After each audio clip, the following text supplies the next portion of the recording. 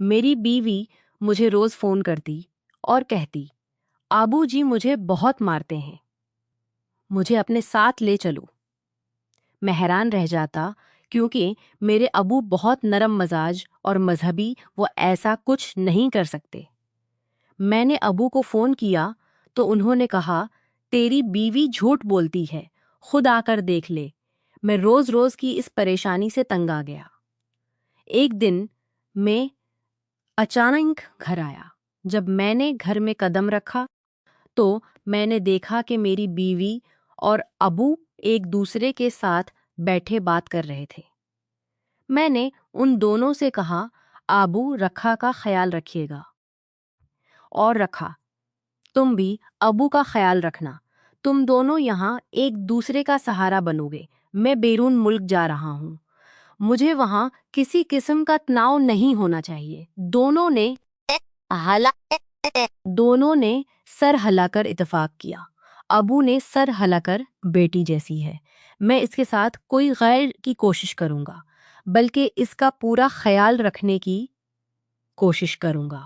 رکھا بھی مسکرا دی اور نرمی سے بولی آپ بے فکر ہو کر جائیں، میں ہوں نا یہاں، ابو کا بہت اچھے سے خیال رکھوں گی، میں کسی چیز کی کمی نہیں ہونے دوں گی، آپ کی جگہ ابو کا بیٹا بن کر دکھاؤں گی۔ اس کے بعد میرا دل مطمئن ہو گیا۔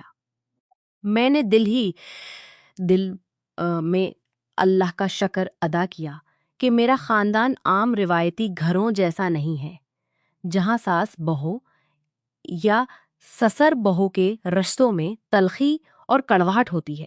میرے ابو اور میری بیوی ایک دوسرے کی باپ بیٹی کی طرح سمجھتے تھے۔ ان دونوں کے درمیان کبھی کسی بات پر جھگڑا نہیں ہوا تھا، نہ ہی دل میں کوئی کڑواہٹ تھی۔ دونوں ہمیشہ مل جل کر محبت اور احترام کے ساتھ رہتے تھے۔ رکھا ابو کا بہت احترام کرتی تھی اور ابو ہمیشہ اس پر شفقت بھری نظر ڈالتے تھے۔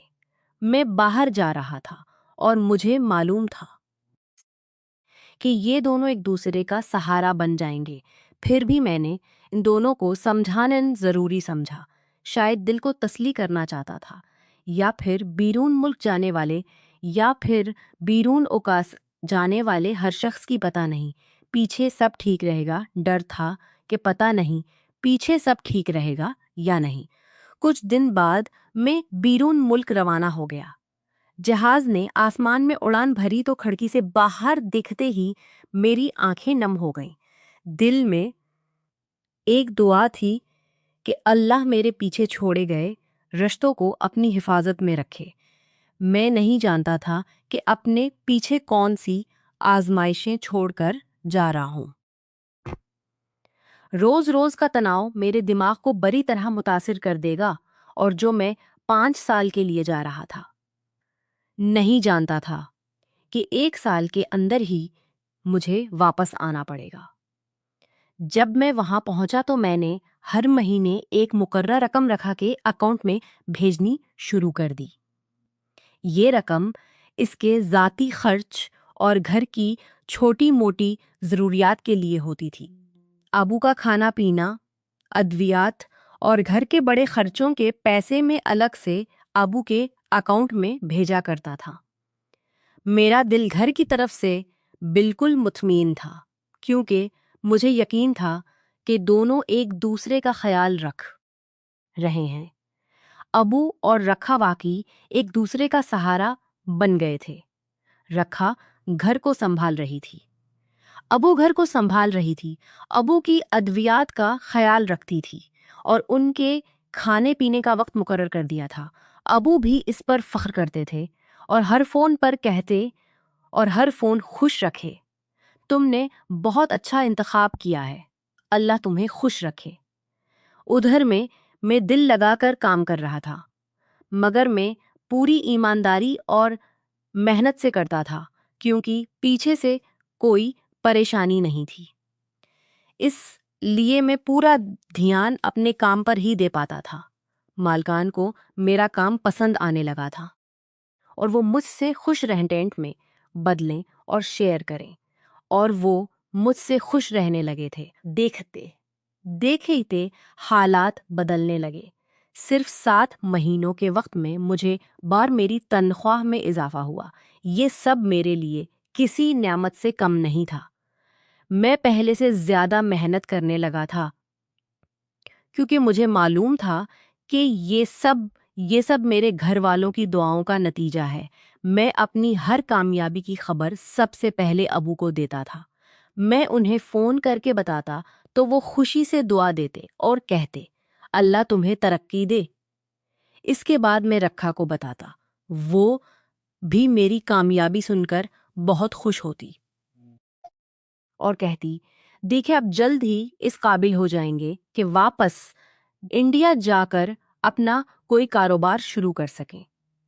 پھر آپ کو پورے 5 سال باہر رہنے کی ضرورت نہیں پڑے گی۔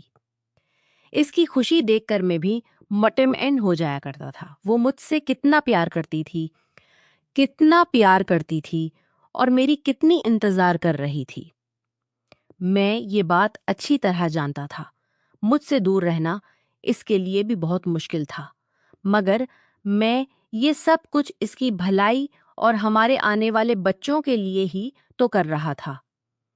میں چاہتا تھا کہ میرا بچہ ایک محفوظ اور بہتر مستقبل میں آنکھ کھولے۔ مجھے یہاں آئے ہوئے 8 مہینے ہو چکے تھے۔ جب میں یہاں پہنچا تو 8 مہینے ہو چکھا نے مجھے اولاد کی خوش خبری سنائی تھی۔ وہ خبر سن کر میری خوشی کی کوئی حد نہیں رہی تھی۔ اب میرے میشے بچے کے پیدائش کا وقت بہت قریب آ چکا تھا۔ میں نے امریکہ کے اکاؤنٹ میں اضافی رقم بھیجنی شروع کر دی تھی، اسے کسی بھی ضرورت کے لیے ابو کو خاص خیال رکھ سکے۔ اس سے کسی بھی ضرورت کے لیے ابو کے سامنے ہاتھ نہ پھیلانا پڑے۔ ساتھ ہی وہ میرے بچے کے لیے بھی ضروری سامان وقت سے پہلے خرید لے تاکہ کسی لمحے بھی کوئی پریشانی نہ ہو۔ ماں باپ بننا کسی بھی باپ کے لیے ایک بہت بڑی نعمت ہوتا ہے۔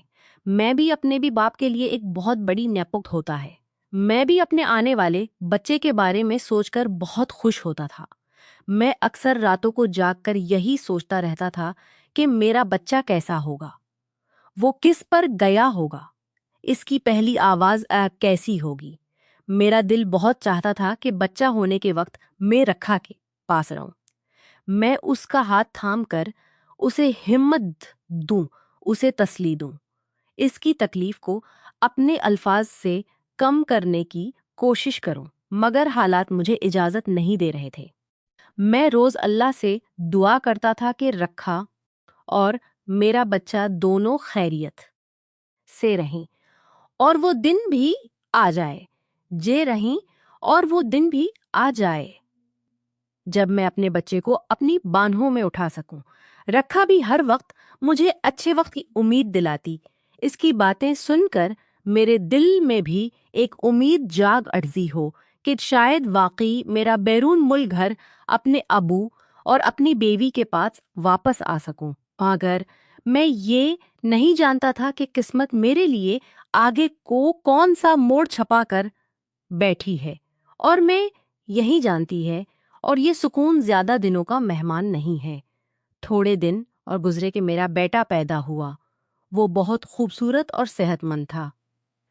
رکھا نے مجھے اس کی تصویر بھیجی تو میں اس کی تصویر دیکھتا رہا، جب بھی آنکھوں کے ساتھ کتنی دیر اس کی تصویر دیکھتا رہا۔ ہم جیسے اور بھی نہ جانے کتنے پردیسی ہوتے ہیں جنہیں اپنے بچے کا بچپن دیکھنا نصیب نہیں ہوتا، بڑی جوانی میں اپنی بیویوں کو چھوڑ کر آتے ہیں اور پردیس میں ہی بڑھاپا کاٹ دیتے ہیں۔ بیٹے کے پیدائش کے بعد میرے زندگی میں ایک عجیب سی سکون آ گیا تھا۔ میں دن میں کئی بار اس کی تصویر دیکھتا تھا، اس کے ننھے ہاتھ، اس کی بند آنکھیں اور اس کے چہرے پر وہ معصوم سی مسکراہٹ میری ساری تھکن کو ہلکا کر دیتی تھی۔ رکھا بھی پہلے کی طرح فون پر خوشی خوشی باتیں کرتی تھی۔ وہ بچے کی ہر چھوٹی چھوٹی حرکت مجھے بتاتی تھی۔ کبھی کہتی آج بہت سویا ہے، کبھی کہتی آج بہت زیادہ رویا ہے۔ میں مسکرا کر سنتا رہتا تھا، مگر آہستہ آہستہ اس کی آواز میں وہ پہلے والی چمک کم ہونے لگی۔ شروع میں مجھے لگا شاید بچے کو جنم دینے کی کمزوری ہے، یا پھر بچے کی ذمہ داری نے اسے تھکا دیا ہے۔ وہ فون پر لمبی لمبی باتیں نہیں کرتی تھی، زیادہ تر مختصر جواب دیتی تھی۔ میں پوچھتا تو کہہ دیتی سب ٹھیک ہے، بس تھوڑا تھک گئی ہوں۔ پھر ایک دن اس نے دبے الفاظ میں کہا، ویکاس، دل بہت گھبراتا ہے۔ میں نے فوراً پوچھا، کیا ہوا؟ اس نے بات بدل دی۔ میں نے دوبارہ پوچھا تو وہ بولی، کچھ نہیں، بس کبھی کبھی دل بہت بھاری ہو جاتا ہے۔ اس دن کے بعد اس کے فون کم ہونے لگے۔ جب میں خود کال کرتا تو وہ اکثر کہتی، ابو پاس بیٹھے ہیں، بعد میں بات کرتی ہوں۔ یہ بات مجھے بہت عجیب لگنے لگی، کیونکہ پہلے کے سامنے وہ ابو سامنے ہی مجھ سے بات کر لیا کرتی تھی۔ میں نے ایک دو بار ابو کو فون کیا تو وہ بالکل عام باتیں کرتے تھے۔ بچے کی تعریف کرتے، رکھا کے بارے میں کہتے کہ بہت خیال رکھتی ہے۔ ان کی باتوں میں کسی طرح کی سختی یا غصہ نہیں تھا۔ کچھ دن بعد رکھا نے پہلی بار شکایت کی، مگر وہ بھی بہت احتیاط سے۔ اس نے کہا، وکاس، کبھی کبھی آبو بہت غصے میں بات کرتے ہیں۔ میں چپ گیا۔ میں نے کہا، وہ تو شروع سے ایسے نہیں تھے۔ اس نے آہستہ سے کہا، شاید عمر کا اثر ہے۔ میں نے بات کو وہیں ختم کر دیا، مگر اس کے بعد اس کی شکایتیں بڑھنے لگیں۔ کبھی کہتی آبو بلا وجہ ڈانٹ دے لگیں، کبھی کہتی کھیٹ مائیں مجھ پر شک کرتے ہیں، کبھی کہتی بچے کے رونے پر غصہ ہو جاتے ہیں۔ ہر بات دبے الفاظ میں ہوتی تھی، جیسے وہ کچھ کہنا چاہتی ہو مگر ڈر رہی ہو۔ ایک رات اس نے روتے ہوئے فون کیا۔ میں گھبرا گیا۔ میں نے پوچھا، کافی دیر چپ رہی، پھر بولی، کیا ہوا؟ وہ کافی دیر چپ رہی، پھر بولی، ویکاس میں اب اور برداشت نہیں کر پا رہی ہوں۔ میں نے دل تھام کر کہا، صاف صاف بات کرو۔ وہ بولی، میں بہت کوشش کر رہی ہوں کہ گھر خراب نہ ہو، مگر اب مجھ سے نہیں ہو رہا۔ میں نے سخت لہجے میں کہا، رکھا، تم مجھے گھما پھرا کر بات مت کرو، سب بتاؤ، مسئلہ کیا ہے؟ اس نے لمبی سانس لی، پھر وہ الفاظ کہہ دیے جنہوں نے میرے پاؤں تلے سے زمین ہلا دی۔ وہ بولی، ابو، آپ کے ابو مجھے مارتے ہیں۔ میرے ہاتھ سے فون گرنے کو تھا۔ میرے دماغ نے فوراً اس بات کو ماننے سے انکار کر دیا۔ میں نے غصے میں کہا، یہ ممکن نہیں فوز، وہ اتنے مذہبی طبیعت کے انسان ہیں اور ان کا مزاج تو تم جھوٹ بول رہی ہو، اس لیے میں اتنا نرم ہے۔ اس نے روتے ہوئے کہا، میں جانتی تھی دن چپ رہی، مگر اب میں بیٹے کی خاطر نہیں سہ سکتی۔ مب میں سب تمہارے بیٹے کی خاطر نہیں سہ سکتی۔ وہ مجھے دھکا دیتے ہیں، ہاتھ سے پکڑ کر ہلاتے ہیں، ہاتھ سے پکڑ کر ہلا دیتے ہیں۔ میرا دل تیزی سے دھڑکنے لگا۔ ایک طرف میری بیوی کی روتی ہوئی ہی آواز اسکیدئی کب تھی، دوسری طرف میرے آبو کا باوقار چہرہ۔ میں سمجھ نہیں پا رہا تھا کہ کس پر یقین کروں۔ براہ مہربانی مجھے اپنے ساتھ لے جاؤ، میں یہاں نہیں رہنا چاہتی۔ میری بیوی کی روتی ہوئی آواز سن کر میں بہت پریشان ہو گیا تھا۔ اس نے تو یہ روز کا قصہ بنا لیا تھا۔ ایسے تو روز کا قصہ بنا لی ہوں، بار بار یہ روز کا پریشان کرتی تھی، بار بار ایک ہی بات دہراتی تھی کہ مجھے اپنے ساتھ لے جاؤ، تمہارے ابو مجھے مارتے ہیں۔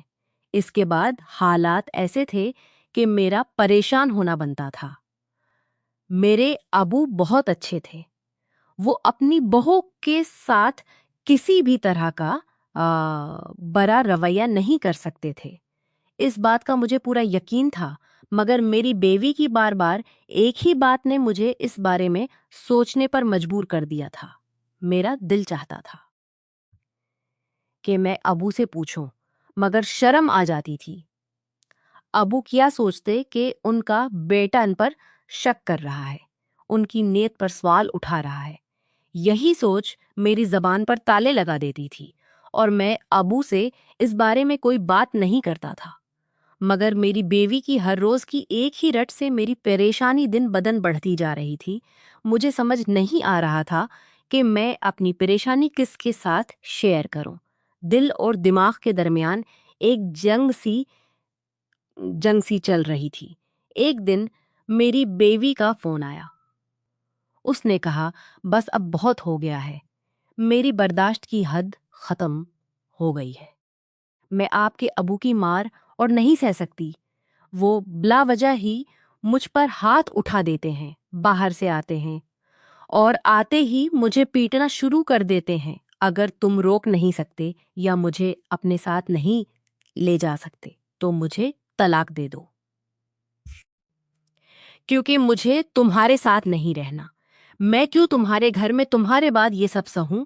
ایک میں شوہر کے پردیس ہونے کے باوجود سسرال میں بیٹھی ہوں، سب کی خدمت کرتی ہوں، 2 وقت کا کھانا بنا کر دیتی ہوں، پھر اوپر سے نہ بنا کر دیتی ہوں اور اوپر سے مار بھی کھاؤں۔ کس خوشی میں اتنی بھی گزری نہیں ہوں۔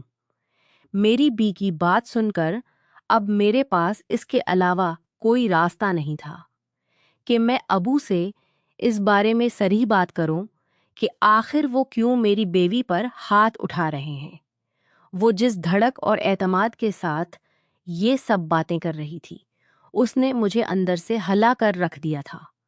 میرا دل بار بار ابو کے حق میں گواہی دیتا تھا کہ وہ ایسا غلط رویہ اپنی بہو کے ساتھ نہیں کر سکتے، مگر میرا دماغ بار بار اس دلیل کو رد کر دیتا تھا اور کہتا تھا کہ تم گھر پر نہیں ہو اور سسرال تو ویسے بھی سسرال ہی ہوتا ہے۔ ہو سکتا ہے ابو نے واقعی میری بیوی کے ساتھ کوئی نامناسب رائے کیا ہو۔ میں نے ابو کو فون کیا، بہت احتیاط سے ان سے پوچھا کہ کیا آپ کی رکھا کے ساتھ تعلقات ٹھیک ہیں؟ میں آپ کے ساتھ کوئی بدتمیزی وغیرہ تو نہیں کرتی؟ ابو کہنے لگے، نہیں بیٹا، ایسی کوئی بات نہیں ہے، تم اس بارے میں بالکل بھی پریشان مت ہونا۔ تبھی میں نے کہا، اگر وہ آپ کے ساتھ ٹھیک رہتی ہے تو پھر آپ اس کے ساتھ کیوں غلط رویہ کر رہے ہیں؟ کیوں اسے ہر روز مارتے ہیں؟ انہوں نے غصے میں کہا، یہ سب جھوٹ ہے، وہ تمہیں اپنے کنٹرول میں رکھنا چاہتی ہے۔ تم چاہو تو اچانک آ کر خود دیکھ لو، میں نے کبھی تمہاری بیوی پر ہاتھ نہیں اٹھایا، نہ ہی کبھی اسے کچھ کہا ہے۔ میں نے تو آج تک اسے ڈانٹا بھی نہیں ہے۔ تمہارے بیٹے سے بھی بہت پیار کرتا ہوں، بیٹا میں وہ باپ نہیں ہوں جو اپنے بچوں کا گھر خراب کرنے کی کوشش کرے۔ تم پردیس میں تھے اور اپنی بیوی کی ذمہ داری مجھے سونپ کر گئے تھے اور میں تو اسے اچھے طریقے سے نبھا رہا ہوں۔ اگر تمہاری بیوی کو کوئی شکایت ہے تو وہ مجھ سے کہہ سکتی ہے، اس سے مجھے کوئی گلہ نہیں، مگر تم سے شکایت ضرور ہے، تم نے اپنے ہی باپ پر شک کیا ہے۔ ابو کی باتوں نے میرے دماغ کو الجھا کر رکھ دیا تھا۔ سمجھ نہیں آ رہا تھا کہ کس پر یقین کروں۔ فون بند ہوا تو میں پوری رات سو نہ سکا۔ میرے دل میں سوالات کا طوفان تھا۔ اگر رکھا سچ کہہ رہی تھی تو میں کتنا بڑا ظالم ہوں، اور اگر وہ جھوٹ بول رہی تھی تو میرے باپ کی عزت خطرے میں ہے۔ کچھ دن کی الجھن کے بعد میں نے فیصلہ کر لیا۔ میں نے کسی کو کچھ بتائے بغیر چھٹی لی، ٹکٹ بک کرایا اور اچانک انڈیا واپس آنے کا فیصلہ کیا۔ میں یہ سب فون پر حل نہیں کرنا چاہتا تھا، میں خود اپنی آنکھوں سے سب دیکھنا چاہتا تھا۔ جب میں گھر کے دروازے پر پہنچا تو میرا دل زور زور سے دھڑک رہا تھا۔ آج پتہ نہیں کون سا سچ میرے سامنے آنے والا تھا۔ آج پتہ نہیں اتنا جان تھا کہ اپنے 2 پیارے رشتوں میں سے، مگر میں اتنا تا کسی کت ایک کی قربانی مجھے آج دینی پڑے گی۔ میں نے دروازہ کھولا۔ اندر داخل ہوتے ہی ایک زوردار آواز آئی، میں نے کچھ قدم آگے بڑھائے اور جو منظر میری آنکھوں کے سامنے تھا اس نے میرے ہوش اڑا کر رکھ دیے۔ میری بیوی رکھا میرے ابو کو زمین پر گرا کر ان پر جھکی ہوئی تھی۔ اس کے ہاتھ ہوا میں اٹھے ہوئے تھے اور ابو زمین پر بے بس پڑے تھے۔ میری آنکھوں کے سامنے اندھیرا چھا گیا۔ میرے منہ سے چیخ نکل گئی۔ میری چیخ سن کر رکشی نکل گئی۔ میری چیخ سن کر رکھا کہ ہاتھ وہیں رک گئے۔ وہ چونک کر میری طرف مڑی۔ اس کے چہرے کا رنگ پھیکا پڑ چکا تھا۔ ابو زمین پر پڑے ہونپ رہے تھے۔ ان کے ماتھے سے خون بہہ رہا تھا۔ میں فوراً آگے بڑھا اور ابو کو سہارا دے کر اٹھایا۔ میرے ہاتھ کانپ رہے تھے، میری آنکھوں میں آنسو تھے اور دل میں آگ لگی ہوئی تھی۔ میں نے ابو کو صوفے پر بٹھایا، پانی پلایا۔ ان کے ہاتھ کانپ رہے تھے مگر ان کی آنکھوں میں حیرت اور دکھ تھا۔ وہ بار بار یہی کہتے رہے، بیٹا میں نے کبھی اس پر ہاتھ نہیں اٹھایا۔ میں خاموشی سے سب دیکھ رہا تھا۔ رکھا دیوار کے ساتھ کھڑی کانپ رہی تھی۔ میں نے سخت آواز میں رکھا سے پوچھا، یہ سب کیا ہے؟ وہ پہلے چپ رہی، پھر آہستہ آہستہ اس کے آنسو اس سے بہنے لگے۔ اس نے کہا کہ اس سے بہت بڑی غلطی ہو گئی ہے۔ میں نے اسے صاف صاف بولنے کو کہا۔ تب اس نے وہ سچ اگل دیا جو اس کے دل میں پل رہا تھا۔ اس نے بتایا کہ جب اس نے میری ترقی اور پروموشن کی خبریں سنیں تو اس کے دل میں لالچ پیدا ہو گیا۔ وہ سمجھنے لگی کہ میری کمائی پر سب سے پہلا حق اسی کا ہے۔ اسے لگنے لگا کہ ابو میری کمائی کھائیں، جبکہ حقیقت یہ تھی کہ ابو تو صرف اپنا حق لے رہے تھے۔ اس نے کہا کہ وہ چاہتی تھی کہ گھر کا سارا کنٹرول اس کے ہاتھ میں آ جائے۔ وہ چاہتی تھی کہ میں اسے اپنے پاس بلا لوں اور وہ میری کمائی کی اکیلی وارث بن جائے۔ اسی لالچ میں اس نے ابو کے ساتھ بدتمیزی شروع کی۔ باتوں سے، رویے سے، پھر دھکا دینے تک بات پہنچ گئی۔ جب ابو نے اسے سمجھانے کی کوشش کی تو اس نے الزام ان پر ہی ڈال دیا۔ اس نے مجھے جھوٹا فون کیا۔ روتی رہی تاکہ میں ابو پر شک کروں۔ وہ یہ سب اس یقین سے کر رہی تھی کہ میں کبھی اچانک واپس نہیں آؤں گا۔ رکھا زمین پر بیٹھ گئی۔ اس نے میں ہی گئی۔ اس نے میرے پاؤں پکڑ لیے۔ وہ رو رو کر معافی مانگنے لگی اور کہنے لگی، میں اندھی کر دیا، مجھے معاف کر دو۔ میں نے لالچ میں سب کچھ برباد کر دیا۔ میرا دل ٹوٹ چکا تھا۔ ایک طرف ابو تھے جنہوں نے ساری زندگی سچائی اور دین پر گزاری۔ دوسری طرف بیوی تھا جس نے لالچ میں سب رشتے رون دیے تھے۔ میں نے فیصلہ کر لیا تھا۔ میں نے رکھا سے کہا، تم اب اس گھر میں نہیں رہو گی۔ بچے کو میں اپنے پاس رکھوں گا کیونکہ میں اپنے بچے کو اس لالچ اور جھوٹ کے ماحول میں نہیں پال سکتا۔ رکھا چپ ہو گئی۔ اس کی آنکھوں میں پشیمانی تھی مگر اب بہت دیر ہو چکی تھی۔ میں نے ابو کے قدموں میں بیٹھ کر معافی مانگی۔ وہ رو پڑے۔ انہوں نے میرے سر پر ہاتھ رکھا اور کہا، سچ آخر سامنے آ ہی جاتا ہے۔ اس دن میں نے سیکھا کہ ہر روتی ہوئی آواز مظلوم نہیں ہوتی اور ہر خاموش شخص ظالم نہیں ہوتا۔ کئی بار لالچ رشتوں کو اس حد تک اندھا کر دیتا ہے کہ انسان اپنی روح تک کو بیچ دیتا ہے۔